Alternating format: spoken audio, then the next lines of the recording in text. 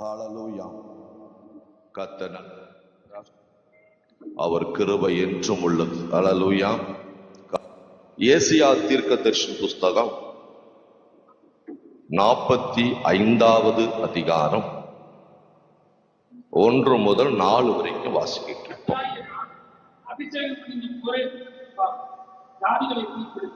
ராஜாக்களின் இடைக்கட்டுகளை அவிக்கும்படி அவனுக்கு முன்பாக வாசல்கள் சுத்தப்பட கதவுகளை திறந்து வைத்து அவனை பார்த்து அவன் வலதுகையை பிடித்துக் கொண்டு அவனுக்கு சொல்லுகிறதாம், நாம் முன்னே போய் போனவன் உன்னை பெயர் சொல்லி அழைத்து இஸ்ரவேலின் தேவனாகிய கர்த்தர் நானே என்பதை அறியும்படி வெண்கல கதவுகளை விருப்பு காப்பவர்களை அந்தகாரத்தில் இருக்கிற புத்தகங்களையும் ஒளிப்பிடத்தில் இருக்கிற புதைகளையும் பார்த்து நான் உன் தாசனாகிய யாக்கோபின் நான் தெரிந்து இஸ்ரவேலின் நான் உன்னை பெயர் சொல்லி அழைத்து நீ என்னை அறியாத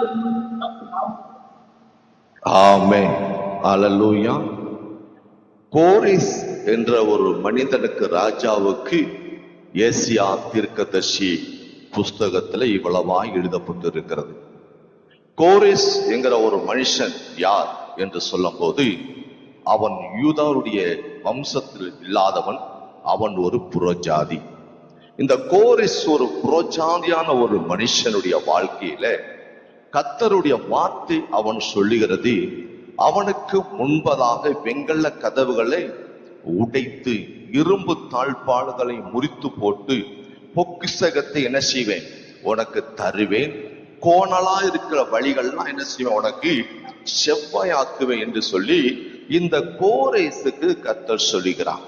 இந்த கோரேஸ் ஒரு புறஜாதியான ஒரு மனுஷன். எப்ப இந்த வார்த்தை வருகிறது என்று சொன்னால் பாருங்க, 150 வருஷத்துக்கு முன்னாடி இவனுடைய பேர் தீர்க்கதரிசியமாய் உரைக்கப்பட்டு இருக்கிறது. எத்தனை வருஷத்துக்கு முன்னாடி? 150 வருஷத்துக்கு முன்னாடி. இவன் பிறக்கவே கிடையாது. ஆனா இவனுடைய பேர் ஏசாயா தீர்க்கதரிசன புஸ்தகத்துல கர்த்தர் இந்த கோரேசை பத்தி சொன்னார். இந்த கோரேசுடைய வம்சம் எப்படி சொன்னால், யாருக்கு இவன் பிறந்தான் என்று சொல்லி அவனுடைய தாய் தகப்பானுடைய காரியம் இந்த இடத்துல குறிக்கப்படலை. ஆனா ஒரு காரியம் அவனுக்கு சொல்லுகிறது. என்ன அவனுக்கு காரியம் சொல்லுகிறது தெரியுங்களா? அவன் ஒரு புறஜாதியான ஒரு ராஜா. இந்த புறஜாதியான ராஜா இவனுடைய வாழ்க்கையில என்ன சொல்றான், தாய் தகப்பன் இவனுக்கு யார் என்று தெரியாது. ஆனாலும் இவனுடைய சரித்திரத்துல புஸ்தகத்துல இருக்கிற ஒரு புஸ்தகம் இருக்கிற சரித்திர புஸ்தகம். அந்த புஸ்தகத்தை பார்க்கும் போது ராஜாவுக்கு ஒரு மகனாக பிறந்தான். எந்த ராஜாவுக்கு மகனாக பிறந்தான் என்று பார்க்கும் போது, இந்த ராஜாவுக்கு அந்த காலத்துல ஏகப்பட்ட மனைவிகள் உண்டு. ஏகப்பட்ட மனைவி இடத்துல இந்த கோரேஸ் ஒரு பெண்ணிடத்துல பிறந்தான். இந்த பெண்ணிடத்துல பிறந்த போது இவனுடைய தகப்பனா இருக்கிற ராஜா என்ன செய்யறான், இவன் என்னுடைய ராஜ்ய பாரத்துக்கு வந்துருவானோ என்று சொல்லி இவனை கொலை செய்யும்படியாக தன் சொந்த தகப்பனே இவனுக்குள்ள என்ன செய்கிறான், ஆட்களை நியமித்து வைக்கிறான். இவனை கொலை செய்யும்படியா ஏவுகிறான். ஆனா தாய் உள்ளம் பற்றி உங்களுக்கு தெரியும். இந்த தாயானாலும் என்ன செய்கிறார், எப்படியாவது என் பிள்ளையை காப்பாற்ற வேண்டுமே என்று சொல்லி இந்த தன் பிள்ளையை எடுத்து ஒரு மேப்பனுடைய கரத்தை கொடுத்துகிறார். இவள் கொடுத்த உடனே மேப்பன் அவன் வளர்த்து கொண்டு வருகிறான். இதுதான் அவருடைய பிறப்பு. ஆனா அந்த கோரேஸ் என்று சொல்லும் போது பல அர்த்தங்கள் உண்டு. ஒரு இடத்துல சூரியன் சொல்லப்படும், இன்னொரு இடத்துல ஒரு அற்பமானவன் என்னப்படும், இன்னொரு கோரேஸ் என்று சொன்னால் யூஸ்லெஸ் ஃப்ளோ என்று சொல்லப்படும், இன்னொரு கோரேஸ் சொன்னா இவன் ஒன்றுக்குமே உதவாதவன் என்று சொல்லப்படுகிற ஒரு அர்த்தமா இருக்கிறது இந்த கோரேஸ். ஆனால் இந்த கோரேஸை கொடுத்தான ஒரு புறஜாதியான ஒரு மனுஷன் கர்த்தர் 150 ஆண்டுகளுக்கு முன்பதாக, இவன் பிறக்கிறதுக்கு முன்பதாகவே கர்த்தர் இவனுக்கு கொடுத்தான திட்டத்தை வைத்திருக்கிறார். என்ன ஒரு திட்டம்னா, அதுக்கு மேல வசனத்தை வாசிங்களேன். என்ன 44:28 வாசிங்களேன்.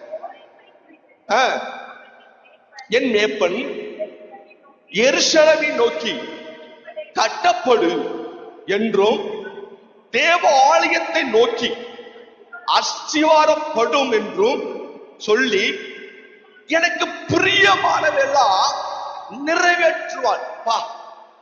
இந்த கோரேஸ் ஒரு புறஜாதி மனுஷன். அவன் கர்த்தருடைய வார்த்தையை பாருங்கள், மேப்பன் அப்படின்னு சொன்னா பாருங்கள், ஒரு ராஜாவா இருந்தாலும் எங்கே ஒரு படை இருக்கிறான், ஒரு மேப்பன் இடத்துல வளர்ந்து கொண்டு இருக்கிறான். ஆனா கர்த்தர் அவனை குறித்து சொல்றாரு, இவன் ஒரு மேப்பன். என்ன செய்வான்? எருசலேம் என்ன செய்வானாமா? அவன் எருசலேமை கட்டுவான். 2 காரியம் அவனுக்கு கொடுக்கப்பட்டிருக்கிறது. ஒன்னு, எருசலேமிலே கட்டுவான். 2வது எதை கட்டுவானாமா? ஆலயத்தை கட்டுவான். 2 காரியம். ஒன்னு, எருசலேமை கட்டுவான். 2வது தேவனுடைய ஆலயத்தை கட்டுவான். எருசலேம் என்று சொன்னால் ஜனங்களை கட்டக்கூடியவன், இன்னொன்னு ஆலயத்தை கட்டக்கூடியவன். அல்லேலூயா. இன்றைக்கு நீங்கள் நினைக்கலாம், நான் ஒரு சாதாரண ஒரு மனுஷி, நான் ஒரு சாதாரண ஒரு ரட்சிக்கப்பட்டு எங்க அம்மா அப்பா ரட்சிக்கப்பட்டதுனால நான் ரட்சிக்கப்பட்டு வந்திருக்கிறேன், இல்ல யாரோ சொல்லி நான் ரட்சிக்கப்பட்டு வந்திருக்கிறேன். அப்படி அல்ல. நீ தாயின் கருப்பத்துல இருக்கும் போதே தேவன் உன்னை பெயர் சொல்லி அழைத்திருக்கிறார். அல்லேலூயா. நீ யார் என்று சொன்னால் நீ ஒரு கோரேசாக இருக்கிறாய். எதுக்கு என்று சொன்னால் உன்னை அழைத்திருக்கிறாரு தேவனுடைய ஆலயத்தை கட்டும்படியாகவும் இஸ்ரவேல் ஜனங்களை என்ன செய்து சபையை கட்டும்படியாதான் கர்த்தர் உன்னை உருவாக்கி கொண்டு வந்திருக்கிறார். அல்லேலூயா. நாம் ஏதோ வந்து விட்டோம், ஆலயத்துக்கு வந்து விட்டோம், ஜெபம் பண்ணுகிறோம், ஆராதனை முடிஞ்ச உடனே ஏதோ நாங்கள் போய் விடுகிறோம் என்று சொல்லி நீங்கள் போய் விடாதீர்கள். அல்லேலூயா. ஏன் என்று சொன்னால் கோரேஸ் என்கிற ஒரு மனுஷன் அற்பமா எண்ணப்பட்டவன், யூஸ்லெஸ், தாய்க்கு பிரியம் இல்ல, தகப்பனுக்கு பிரியம் இல்ல, அவன் நண்பர்களுக்கு பிரியம் இல்ல, தேசத்துக்கு அவனுக்கு பிரியம் இல்லை, யாரும் அவனுக்கு பிரியம் இல்லை. ஆனாலும் அவனுக்கு தேவனுக்கு அவன் வேண்டியதா இருக்கிறது. அல்லேலூயா. இந்த கோரேஸ் யாருக்கு வேண்டியது இல்லாம இருக்கலாம், ஆனா தேவனுக்கு தேவை. அல்லேலூயா. இந்த பூமியில நாம இருக்கிற வேலையில யாருக்கு உங்களுக்கு யூஸ்லெஸ்ஸா இருக்கலாம், யாருக்கு உன்னால ஒரு பிரயோஜனம் இல்லாம இருக்கலாம், உன்னால ஒரு அற்பமா இருக்கலாம், தாய்க்கு ஒரு பிரியம் இல்லாம இருக்கலாம், தகப்பனுக்கு ஒரு பிரியமா இல்லாம இருக்கலாம், தேசத்துக்கு உனக்கு பிரியம் இல்லாம இருக்கலாம். ஆனாலும் நீ கர்த்தருக்கு தேவை. அல்லேலூயா. நீ யாருக்கு தேவைங்க?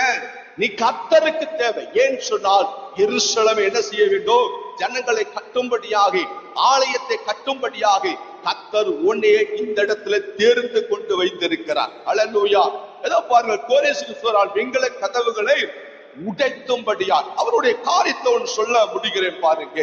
எப்படி இந்த கோரேசோட வெண்கல கதவுகள் உடைக்கப்பட்டது, எப்படி அவருடைய சரித்திரத்தை மாறிச்சு.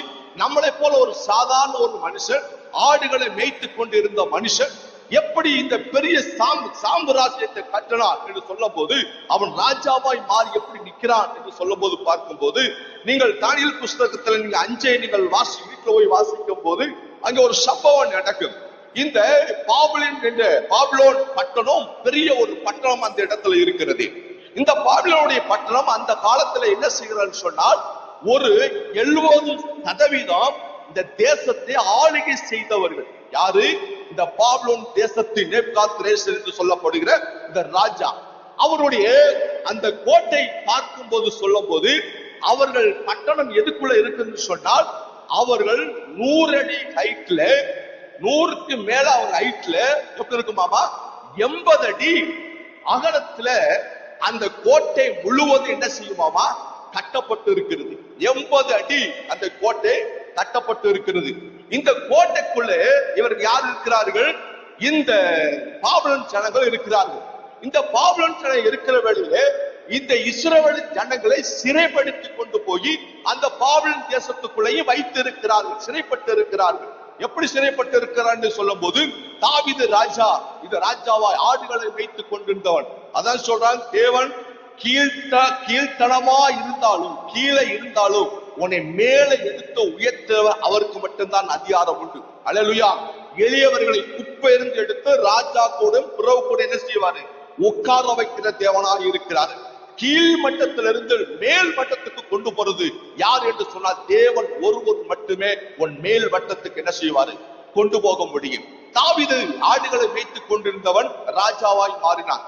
ராஜாவா மாறின பிறகு அதுக்கு அப்புறம் சாலமோனுக்கு அந்த ராஜ்யபாரம் கொடுக்கப்பட்டது. சாலமோன் அவங்க விக்கிரத்துக்கு பின்பற்றி போனபடினாலே அந்த ராஜ்யம் இரண்டாக பிரிந்தது. உடைந்த பிறகு இவர்கள் சொந்த இஷ்டப்படி வாழ்ந்து கொண்டிருக்கும் போதுதான் இவன் நேபுகாத்நேசர் படையெடுத்து கொண்டு போய் ஜனங்களை அடிமைப்படுத்தி இந்த பாபிலோன் தேசத்துக்குள்ள வைத்துக் கொண்டான்.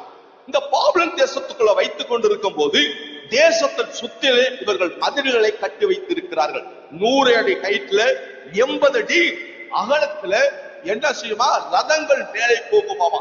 அது மட்டும் இல்ல, இந்த கோட்டைக்குள்ள யாரும் வரக்கூடாதபடி பெரிய பள்ளத்தை தோண்டி களிமண்ணால் நிரப்பி வைப்பார்களாம். யாரு அது வந்தால் களிமண்ணுக்குள்ள விழுந்தால் மேலிருந்து யாரும் என்ன செய்ய முடியாது, எழுந்திருக்க முடியாது. அதுமே அதை தாண்டிதான் என்ன செய்ய முடியும், கோட்டைக்குள்ள வர முடியும். அப்படிப்பட்ட ஒரு கோட்டை. அந்த கோட்டைக்குள்ளதான் வேதம் சொல்கிறது, அந்த இடத்துல 100 வெங்கல கதவுகள், அந்த பாபிலோனுக்குள்ள 100 வெங்கல கதவுகள் என்ன செய்யுது, அது இது மூடப்பட்டு இருக்கிறது. கதவுகள், வெங்கல கதவுகள் அந்த இடத்துல இருக்கிறது. யாரு வெங்கல கதவை என்ன செய்ய முடியாது, உடைக்கவே முடியாது. ஏன் இவர்களுக்கு அந்த பாபிலோன் ராஜாவுக்கு என்னன்னா, அவங்களுக்கு ஒரு திமிர். என்ன திமிர் என்று சொல்லும் போது, எங்களை ஜெயிக்க யாருனாலையும் முடியாது. அப்படிப்பட்ட ஒரு கெவுருவம். ஏன்னா அப்படிப்பட்ட ஒரு தேசத்துல ஒரு அரியான பட்டணம் இருந்தது. அவர்களுக்குள்ள ஐப்ராத் என்ற ஒரு நதி என்ன செய்கிறது, அதுக்குள்ள ஓடிக்கொண்டிருக்கும். அந்த தேசத்துக்குள் நடுவாக ஓடிக்கொண்டிருக்கும். இரண்டாவது, அந்த நதிக்கு முன்னாடி ஒரு பெரிய கேட்டு போட்டிருப்பார்கள், இரும்பு கேட்டு, பெரிய ஒரு கேட்டு போட்டிருப்பார்கள். நதி கடந்து போற இடத்திலையும் பெரிய ஒரு கேட்டு போட்டிருப்பார்கள். இந்த யாருமே அந்த பட்டணத்துக்குள்ள நுழைய முடியாது, அந்நியர்கள் நுழைய முடியாது. அப்படியா யாராச்சும் வெளி ராஜாக்கள் முற்றுகை போட்டாலும் சரி, இவர்கள் வெளியில வராம இருந்தாலும் சரி, அவர்கள் உணவு பழக்கம் 20 வருஷத்துக்கு அவன் கோட்டை விட்டு வெளியில வராம 20 வருஷத்துக்கு என்ன செய்யும், அவர்கள் சாப்பிட முடியும். அப்படிப்பட்ட ஒரு ராஜா தான் இந்த பாபிலோனுடைய பட்டணம். இந்த பட்டணத்துல இஸ்ரவேல் ஜனங்கள் சிறைப்பட்டு இருக்கிறார்கள். இந்த பாபிலோன் எதை குறிக்கிறது என்று சொன்னா, ஒரு சாத்தானின் அதிகாரத்தை குறிக்கிறது. சாத்தான் ஜனங்களை என்ன பண்ணி இருக்கிறான், சிறைப்படுத்தி அங்க வைத்திருக்கிறான். இப்பொழுது இந்த ஜனங்கள், இந்த கோரேஸ் என்ன செய்கிறார், இந்த தேசத்தை பிடிக்க வேண்டும். எப்படி பிடிக்க வேண்டும் என்று நினைத்துக் கொண்டு இருக்கிற வேளையில் தான் போய் பார்க்கிறார்கள், சுற்றுமுற்றும் பார்க்கிறார்கள். பெரிய மதில், களிமண், எங்க கடந்து போக முடியாது. நதி, அதுவும் பெரிய கேட்டு போட்டிருக்குது, கடந்து செல்ல முடியாது. இதுக்கு ஒரு ஆலோசனை கூட இருக்கிற இன்ஜினியரை கொடுத்து அவருக்கு பெரிய ஒரு ஆலோசனை கொடுக்கிறார்கள். தேவன் அவர்களுக்கு ஞானத்தை கொடுக்கிறார். என்ன ஞானத்தை கொடுக்கிறார், இவர்கள் பெரிய நதியை ஓடிக்கொண்டிருக்குது, இந்த நதியை எப்படியாவது என்ன செய்யலாம், வேறு பக்கம் திருப்பி விடும் என்று சொல்லி இரவும் பகலும் அவருடைய ஆட்கள் என்ன செய்தார்கள், வேற பக்கம் அவர்கள் பெரிய ஒரு குழியை, பெரிய ஒரு வாய்க்காலை தோன்றினார். 2 பக்கம் பெரிய பெரிய வாய்க்காலை தோண்டி இந்த தண்ணியை திருப்புறதுக்கு ரெடி பண்ணி வைக்கிறார். அவர்களுக்கு ஒரு பண்டிகை நாட்கள் வரும். அந்த பண்டிகை நாட்கள் வரும்போது அது என்ன செய்வார் சொன்னால், எல்லாரும் குடித்து கொண்டு வெறித்து கொண்டு எல்லாம் மகிழ்ச்சியா இருக்கிற ஒரு நேரத்துல கர்த்தர் இவர்கள் ஒரு திட்டத்தை இவர்களுக்குள் வைத்தார். அப்பொழுது அந்த பாபிலோன் 5வது அதிகாரத்தில் பண்ணும்போது அந்த நாள் வந்தது. இவர்கள் இந்த கோரேஸ் என்ன செய்யறார்கள், ஆடுகள் அந்த நதிகளை திருப்பி விட்டார். இப்ப நதிகளை திருப்பும் போது ஊருக்குள்ள போற தண்ணி என்ன செய்து, கொஞ்சம் கொஞ்சமாய் குறைந்து போகிவிடும். இப்ப இவர்கள் எப்படி இருக்கிறார்கள், நல்லா குடித்து விட்டு மை மறந்து தன்னத்தே மறந்து அவர்கள் குதூகலமா இருக்கிற வேளையில அந்த ராஜா என்ன சொல்றான், போங்க, நான் சிறைப்பட்டு கொண்டிருந்த ஆலயத்திலிருந்து கொண்டு வந்த அந்த தங்க பாத்திரத்தை, ஆலயத்திலிருந்து கொண்டு வந்த அந்த பாத்திரத்தை கொண்டு வாருங்கள். ஆலயத்துள்ள பாத்திரத்தை கொண்டு வந்து அந்த பாத்திரத்துல எனக்கு என்ன செய்யுங்க, எனக்கு ஒயின் ஊத்தி எனக்கு கொடுங்கள் என்று சொன்னார். அந்த ஆலயத்துல கொண்டு வந்த அந்த பாத்திரத்தை கொண்டு வந்து அந்த ஒயினை ஊத்தி என்ன செய்யும் போது, குடித்து கொண்டு இருக்கும் போதுதான் கையில ஒரு எழுத்து என்ன செய்து எழுதப்பட்டு இருக்கிறது நாம பார்க்கிறோம். அந்த நேரத்துலதான் என்ன செய்து, இவர்கள் நதியை பிரித்து விட்டார். பிரித்து விட்டும் போது அதுக்குள்ள என்ன செய்கிறார், அந்த நதிகள் வற்றி போகிறது. அந்த நதிகள் ஆற்றிலே நடந்து போகிறார்கள். போய் அந்த தேசத்தை என்ன செய்கிறார்கள், ஈஸியாய் பிடித்துக் கொள்ளுகிறார்கள். பட்டினத்தை ராஜாக்கள் என்ன செய்யறார்கள்? வெட்டி போற்றார்கள். சாத்தியம் இல்லாதவைகளை சாத்தியமாக்குறவர் கர்த்தர் ஒருவர் மட்டுமே. அல்லேலூயா. ஞானத்தை கொடுக்கிறவர் அவர் ஒருவரே. இதெல்லாம் அந்த வெண்கல கதவுகளை உடைத்து என்ன செய்யற ஜாதிகள் என்ன செய்தாரமா? கர்த்தர் கீழ்ப்படுத்தினார். அல்லேலூயா. இந்த கர்த்தருடைய பாத்திரத்தை என்ன செய்தார்கள்? அவர்களுக்கு அசட்டையாகிவிட்டார்கள். எனக்கு பிரியமானவர்களே, தேவனுடைய ஆலயத்துக்கு வருகிற நாம் ஒருபோதும் அசட்டையா எண்ணாதீர்கள். அல்லேலூயா. எதுவும் அசட்டையா நினைத்திராதீர்கள். தேவன் ஒரு மனுஷனை உயர்த்துவதற்கு காலங்கள் போதாது, நேரங்கள் தேவையில்லை, வருஷங்கள் தேவையில்லை. ஒரே நாளில கர்த்தர் உயர்த்த முடியும். அல்லேலூயா. தேவனுக்கு நீங்கள் கணத்தை கொடுக்க கொடுக்க அவ உங்களுடைய வாழ்க்கையில என்ன செய்வாரு?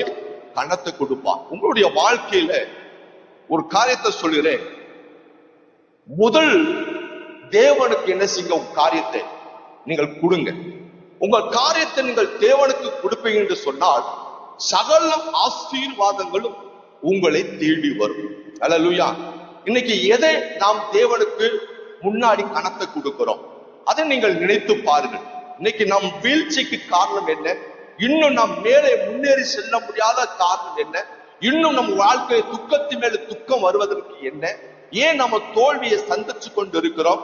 தேவனுக்கு முதலாவது ஒரு கணத்தை இன்னும் என்ன செய்யவில்லை, சரியாக நாங்கள் கொடுக்க முடியவில்லை. ஒரு காரியத்தை நான் சொல்ல விரும்புகிறேன். ஒரு பெரிய ஒரு கண்ணாடி கிளாஸ் உங்க இடத்துல நான் கொடுக்கிறேன். இந்த கண்ணாடி கிளாஸ் கொடுத்த உடனே இந்த ஒரு பால் எடுத்து அதுல என்ன செய்ய, சின்ன சின்ன பால்களை போட்டு விடுகிறோம். பால் போட்ட உடனே பந்து என்ன செஞ்சது? கண்ணாடி பாத்திரத்துல என்ன செஞ்சது? நிரம்பி விடுகிறது. அதுக்கு மேல ஏதாவது போட முடியுமா? ஹலோ, போட முடியுமா? ஏதாவது முடியாது. ஒரு பெரிய கண்ணாடி இருக்கிறது, சின்ன சின்ன பால்கள் என்ன செய்யறோம்? பந்த போடுறோம், நிறைஞ்சு விடுகிறது. அதுக்கு மேல எல்லாம் போட முடியுமா? முடியாது. ஆனாலும் நான் போட முடியும். என்ன போட முடியும்? அந்த கண்ணாடி இந்த பால் படுத்த உடனே நான் போய் என்ன செய்றேன்? சின்ன சின்ன கூழாங்கல் எடுத்து அதுக்குள்ள என்ன செய்றேன்? போட முடியுமா? போடலாமா? போடலாம். ஏன்? பந்து கேப் இருக்குது. பந்துல என்ன செய்யுது? கேப் இருக்குது. கேப்புக்குள்ள சின்ன சின்ன கல்லுகளை என்ன செய்றேன்? போடுகிறேன். அதுக்குள்ள என்ன கல்லு விழுது. அதுக்கு மேல ஏதாவது போட முடியுமா? குட். என்ன செய்யலாம்? மணலை போடலாம். அதுக்கு மேல என்ன செய்யலாம்? மணல் போடலாம். அதுக்கு மேல என்ன? தண்ணி. குட். என்ன செய்யலாம்? அதுக்கு மேல தண்ணி ஊத்தலாம்.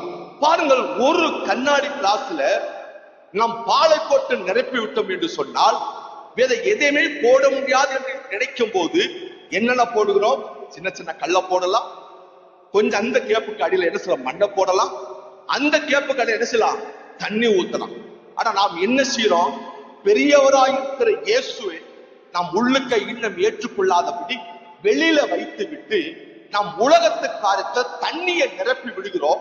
மத்த எந்த ஆசீர்வாதம் நமக்குள்ள போகாம இருக்கிறது. ஹலோ, இதுதான் புரிஞ்சுதுங்களா? நாம் தண்ணியை முதலாவது என்ன செய்யறோம்? நிரப்பிட்டோம். அதான் உலகத்து காரியத்தை நிரப்பிட்டோம், உலகத்து காரியத்தை சிந்திச்சிட்டோம். அதனால என்ன செய்யறோம்? மத்த ஆசீர்வாதத்துக்குள்ள நாம் போக முடியல. பெரியவரா இருக்கிற இயேசு, அவரை முதலாவது நீங்கள் ஏற்றுக்கொள்ளுவை என்று சொன்னார், அவர் உங்களுக்குள் வைத்திருப்பேன் என்று சொன்னார், சகல மற்ற ஆசீர்வாதங்களும் உங்களுக்குள்ள தேடி வருகிறதா இருக்கிறது. அல்லேலூயா. இதான் இந்த கோரேஷுடைய வாழ்க்கையில பெரிய ராஜ்ய பாரத்தை கர்த்தர் பெரிய ராஜாவாய் மாறி கர்த்தர் பெரிய அந்த கோரேஷ் ஒரு புறஜாதியான ஒரு மனுஷனை பெரிய வெற்றியை தந்தார். இந்த நாட்களும் கூட தேவன் இன்னைய உன்னைய கொண்டு நாம் ஒரு சாதாரண மனுஷன் அல்ல, சாதாரண ஒரு மனுஷி அல்ல, நாம் ஒவ்வொரு மனுஷனும் கோரியஸா இருக்கிறோம். அல்லேலூயா. இந்த தேசத்தை கட்டும்படியா, இந்த ஆலயத்தை கட்டும்படியா, ஜனங்களை கட்டும்படியாதான் கர்த்தர் உன்னை தேர்ந்தெடுத்து இந்த ஆலயத்தில் வைத்து இருக்கிறார். அல்லேலூயா. உலகத்துல நமக்கு போதுங்கிறது என்னங்க? போதுங்கிறது என்ன? என்னது? சாப்பாடு போதுங்கிறது சாப்பாடு. தேவன் யாருனாலும் ஒருபோதும் ஒரு மனிதனை பட்டினியா போக விட மாட்டான். அல்லேலூயா. உனக்கு வேண்டியதெல்லாம் கொடுத்து கொண்டே இருப்பான். வேதம் சொல்லுது, தேவனுடைய சமூகத்துல வாசமா இருக்கிறவர்கள் திருப்தியாக சாப்பிடுவார்கள், நல்ல வஸ்திரத்தை என்ன செய்வார்கள், உடுத்துவார்கள், வியாபாரங்கள் செய்வார்கள். உலகத்துக்கு காரியங்கள் எல்லா ஆசீர்வாதங்களும் ஒரு மனுஷன் தேவனுடைய சமூகத்துல இருப்பான் என்று சொன்னால் எல்லாமே அவனை தேடி வரும். அல்லேலூயா. நீங்கள் ஒரு வாழ்க்கையில கோரேஷை போல உங்களுடைய வாழ்க்கையில தேவனுடைய சமூகத்துல என்ன செய்ய வேண்டுமா, தேவனுடைய சத்தத்தை வாசிக்க வாசிங்க. 1ஆவது அதிகாரம் 45 ஏசாயா 45. அபிஷேகம் பண்ணின முன்பதாக சாதிகளை கீழ்ப்படுத்தி சகராஜாக்களை இடக்கட்டுகளை அவனுக்கு முன்பதாக வாசல்கள் என்ன செய்யாது, பூட்டப்படாது, திறந்து வைக்கும்படி அவனை பார்த்து வலதுகையை பிடித்து அவனுக்கு சொல்லுகிறாவது, நான் உனக்கு முன்னே போய் போன நாளில் செவ்வாய். வலது கையை பிடிக்கிறான். மேல வசனம் சொல்லுகிறது, எனக்கு பிரியமானவனே செய்வான்.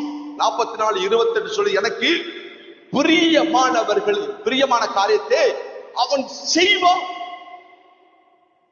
நாம் பிரியமான காரியத்தை நாம் செய்கிறோமா? யோசித்து பாருங்களேன். நான் ஒரு காரியத்தை, ஒரு கேள்வியை கேட்க விரும்புகிறேன். தேவனுக்காக என்ன காரியத்தை நாம் இதுவரைக்கும் செய்திருக்கிறோம்? இனி என்ன காரியத்தை நாம் செய்ய போகிறோம்? இதுவரைக்கும் என்ன செய்திருக்கிறோம்? இனி என்ன செய்ய போகிறோம்?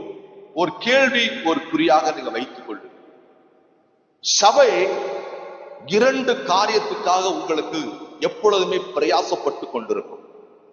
இந்த சபை உங்களுக்கு எப்பயுமே 2 காரியத்துக்காக எப்பொழுதும் பிரயாசப்பட்டு கொண்டிருக்கும். 24 hours போன்ல ஆளர். 1, உனக்கு வியாதி என்று சொன்னால் 108 உனக்கு தாமதமானாலும் சரி, சபை உனக்கு முன்னாடி வந்து நிற்கும். அல்லேலூயா. எல்லாத்துக்குமே உங்களுக்கு தெரியும், சபை முன்னாடி உங்களுக்காக ஒரு மனிதன் வியாதி என்று சொன்னால், அவன் கஷ்டப்பட்டான் என்று சொன்னால், அது எந்த சூழலும் சரி, அவமானம் வந்தாலும் சரி, நிந்தை வந்தாலும் சரி, நீங்கள் எப்படிப்பட்டவர் இருந்தாலும் சரி, உங்களுக்கு முன்னாடி வந்து சபை எப்படியாவது உங்களை காப்பாற்றுவதற்கு உதவி செய்யும். அல்லேலூயா. 2வது காரியம், சபை உங்களுக்கு என்ன செய்யும் என்று சொன்னால், ஆவிக்குரிய காரியத்தை வளர்த்து விடும். அல்லேலூயா. ஆவிக்குரிய காரியத்தை வளர்வதற்கும் உலகத்துள்ள ஆசீர்வாதத்துக்குள்ள காரியத்தை உங்களுக்கு ஆலோசனைக்கும் இந்த சபை எப்பொழுதும் முக்கியத்துவமா இருக்கும். அல்லேலூயா. ஆனாலும் நீங்கள் உங்களுக்கு வழிகள், ஆலயத்தை உங்களுக்கு வழிகள் திறந்திருக்கிறது. ஆலயம் உங்களுக்காக ஊழியத்துக்கென்று தேவனுடைய ராஜ்யத்திட்டம் திறந்திருக்கிறது. உங்களுடைய வாழ்க்கையில் குறித்தான காரியங்களை நீங்கள் யோசித்து பாருங்கள். அல்லேலூயா. இன்னொரு கதை சொல்றோம் பாருங்க. இன்னொரு காரியத்தை சொல்லி முடிக்கிறேன் பாருங்க.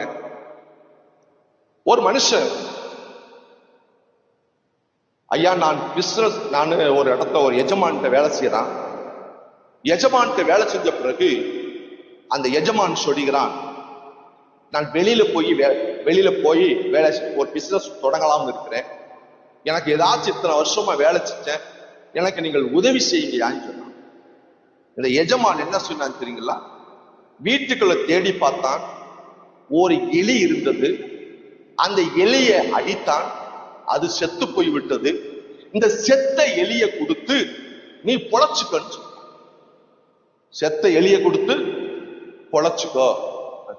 இவன் பார்க்கிறான், இத்தனை வருஷம் வேலை செஞ்சதுக்கு இதுதான எனக்கு பிரயோஜனம். செத்த எலிய வாங்கிட்டு போனான்.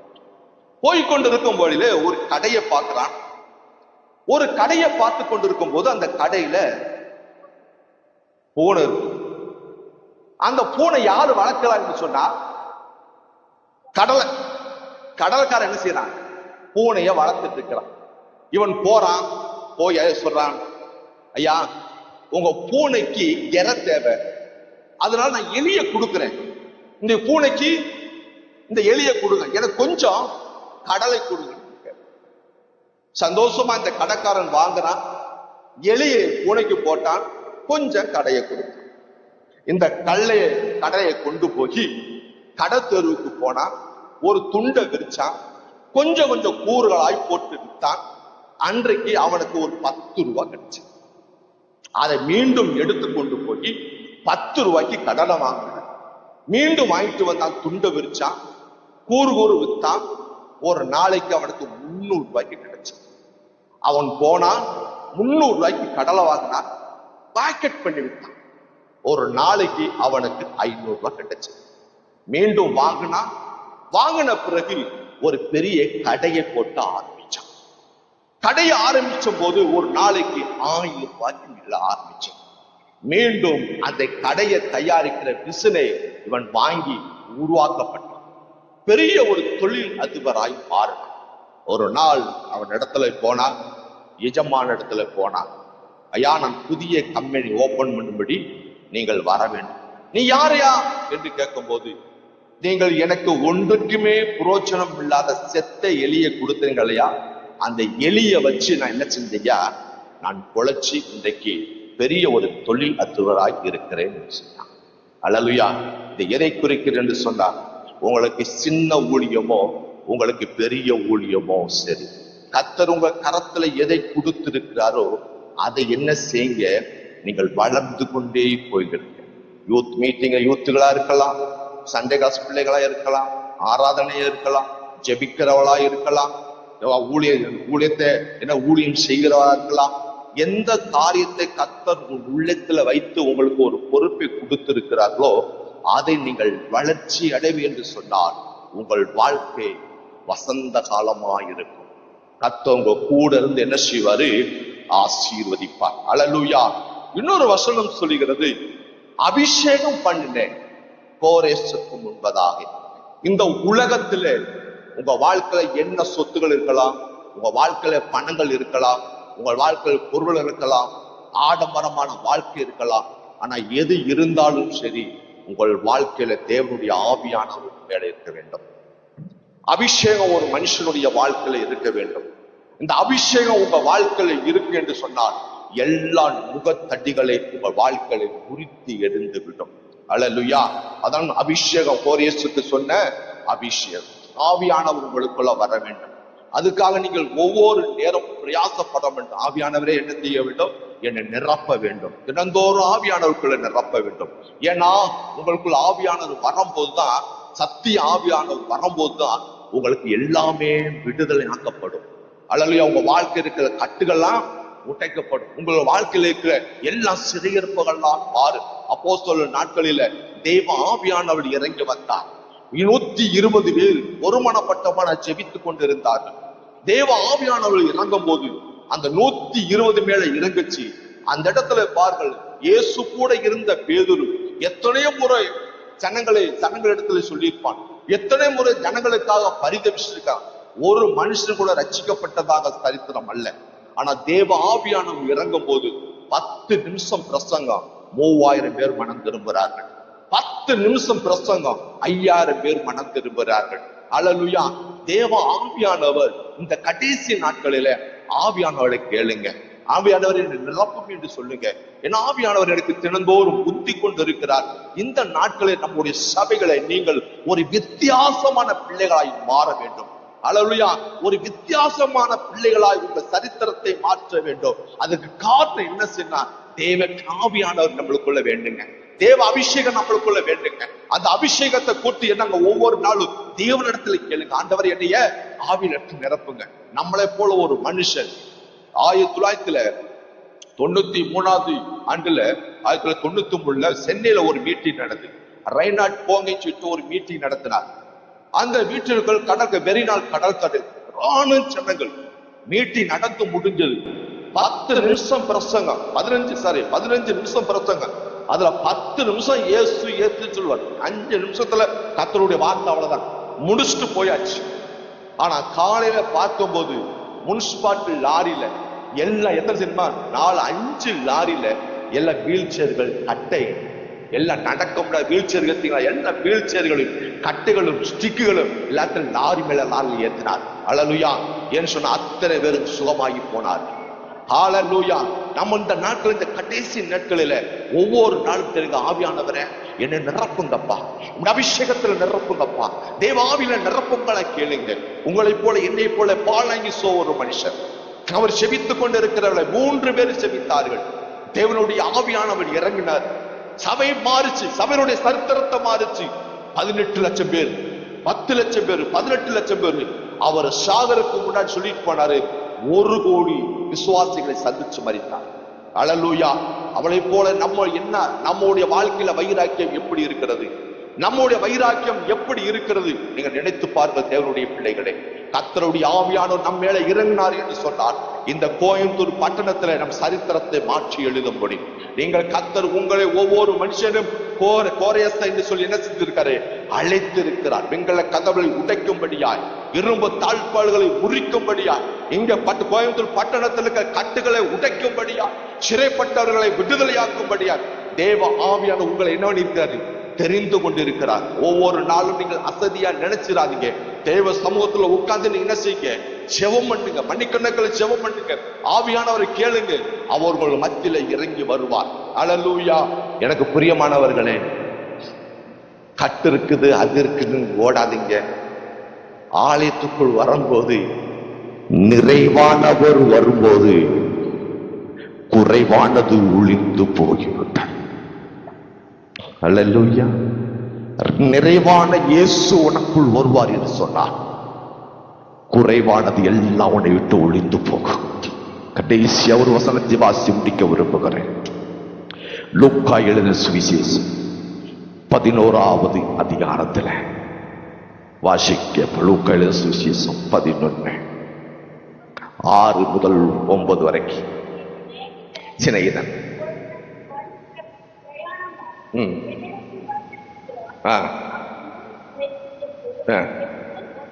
ஒன்றுமில்லை.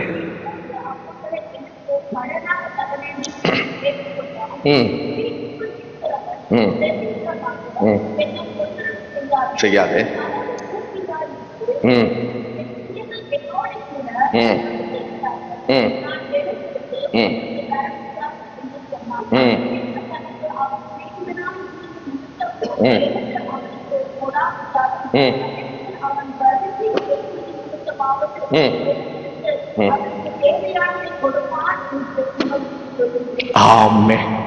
அல்லேலூயா.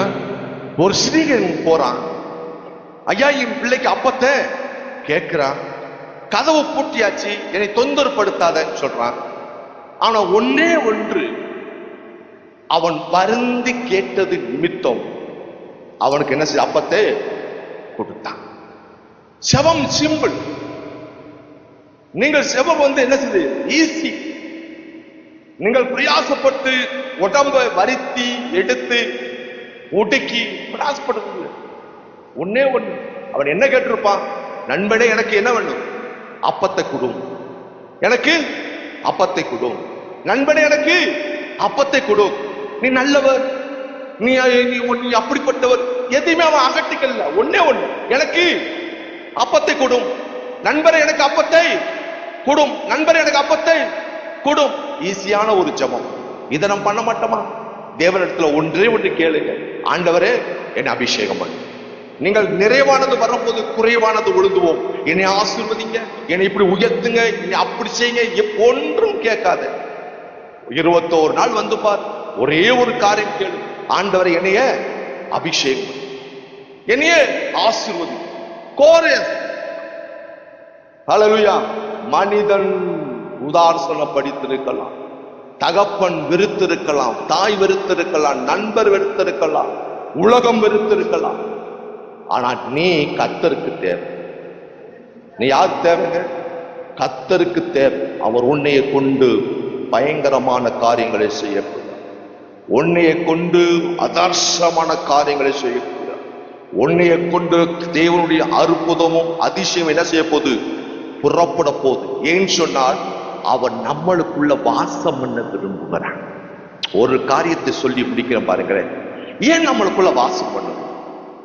ஏன் நம்மளுக்குள்ள தேவனை வாசம் பண்ணணும்? ஏன்? உன்னையே அவருடைய சாயல்ல படித்திருக்கிறார். இன்னொன்னு, பரலோகத்தின் சாயல்ல நம்மளை படித்திருக்கிறார். அதுதான் தேவன் நம்மளுக்குள்ள வாசம் பண்ண விரும்புகிறார். அவருடைய சாயல் ஒண்ணு, இன்னொன்னு பரலோகத்துக்குள்ள சாயல். எப்படியா பரலோகத்தின் சாயல்? இயேசு 33 வருடம் ஊழியத்தை செய்தார். அந்த 30 வயதிலே ஊழியத்தை செய்து 3 வருடம் ஊழியத்தை செய்தார். உனக்கு உடம்புல இருக்கிற பின்னாடி இருக்கிற எலும்பு 33 எலும்புகள். அல்லேலூயா. சீசர் 12 பேத்தை ஊழியத்தை கலைத்தார். எத்தனை பேரு? 12 பேத்தை.